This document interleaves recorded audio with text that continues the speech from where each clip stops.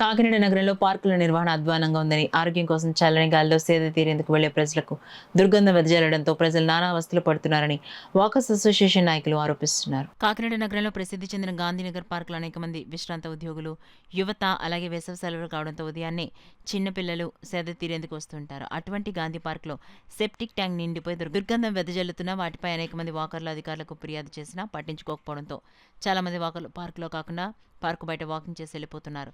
కానీ రోడ్డు మీద వాకింగ్ చేసేటప్పుడు పెద్దవారికి ఏదైనా ప్రమాదం జరిగితే ఎవరు సమాధానం చెప్తారని విశ్రాంత ఉద్యోగులు ఆవేదన వ్యక్తం చేస్తున్నారు.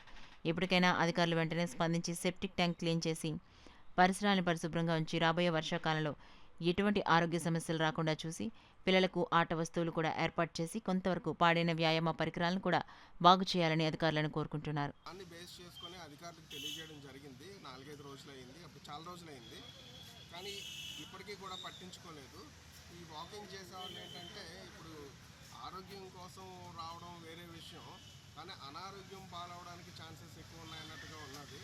దీనివల్ల ఈ దుర్గంధం వల్ల ఏంటంటే ఈ పెద్ద పెద్ద వాళ్ళందరూ కూడా రోడ్డు బయట తిరుగుతున్నారు. వాళ్ళకు కూడా కొంచెం ట్రాఫిక్ వల్ల కూడా ఇబ్బందులు కలిగే అవకాశం ఉంది. సో ఇది ప్రజల ద్వారా మీ దృష్టికి, అధికారుల దృష్టికి నేను తీసుకెళ్తున్నాము. కానీ తగ్గ చర్యలు తీసుకొని ఈ సమస్యని పరిష్కరించాల్సిందిగా కోరుతున్నాను. ప్లస్ పార్క్ చుట్టూ ఉన్న లైట్లు చాలా ఇబ్బందిగా ఉంటుంది. లైట్స్ పోయినప్పుడు ఎవరు స్పందించట్లేదు. కంప్లైంట్ చేసిన 3-4 డేస్ దాకా ఎవరు రెస్పాండ్ అవ్వట్లేదు.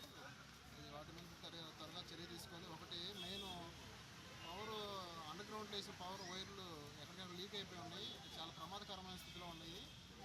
ఎక్కడ ఆ ప్రాంతాల ఏంటంటే మన సరౌండింగ్లో మెయిన్ పిల్లలు తిరిగే చోటే జాయింట్లు అన్ని బయటికి జాయింట్లు ఉన్నాయి. అది హై పవర్ పట్టుకుంటే